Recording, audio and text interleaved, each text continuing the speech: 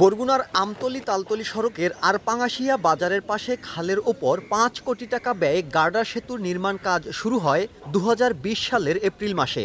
১ বছরের মধ্যে এ সেতুর কাজ শেষ করার কথা থাকলেও পেরিয়ে গেছে ৪ বছরেরও বেশি, কিন্তু এখনও সেতুর অর্ধেক কাজই শেষ হয়নি। এতে ঝুঁকিপূর্ণ বেইলি ব্রিজ দিয়ে চলাচল করছেন তালতলী উপজেলার বাসিন্দারা।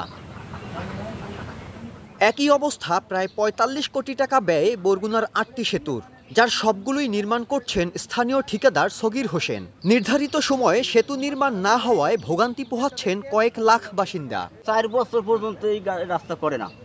এই আইয়া মাল আনিয়া থুয়ে দেবে, আর কোনো লোকজন আইবে না। আইয়া ২ দিন করে পলাইয়ে যায়। গাড়ি ওভার যাইতে পারে না, রোগী আইতে পারে না, মানে বাড়ি ঘর করতে পারে না। বাড়ি যানবাহন আসলে ওই জায়গায় অনেক ডাবিয়ে যায়, কিন্তু আমরা যখন যাতায়াত করি, হাঁটাচলা করি, তখন আমাদের অনেক ভয় লাগে। এই ব্রিজের কারণে আমাদের এই ইন্দে কয়েকটা ফ্যামিলি আছে, তাদের বাচ্চা কাচ্চা নিয়ে খুব আমরা আতঙ্কের মধ্যে আছি।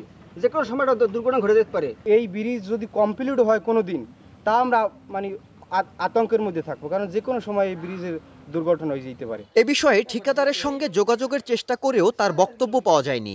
তবে এলজিইডি বলছে, সেতুগুলো নির্মাণ কাজ সম্পন্ন করতে ঠিকাদার পুনরায় কাজ শুরু করেছেন। দ্রুতই এর সুফল পাবেন এলাকাবাসী। ডিজাইন বিষয়ক কিছু জটিলতা ছিল, যেগুলো আমরা আমাদের পিডি অফিসের মাধ্যমে এবং ডিজাইন ইউনিটের মাধ্যমে সংশোধন করিয়েছি, এবং আমরা আশা করছি আমাদের এই প্রত্যেকটা সেতু প্রদেয় সময়ের মধ্যেই ঠিকাদারের মাধ্যমে আমরা সমাপ্ত করতে পারব।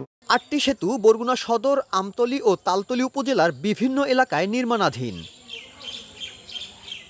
সাইফুল মিরাজ, সময় সংবাদ, বরগুনা।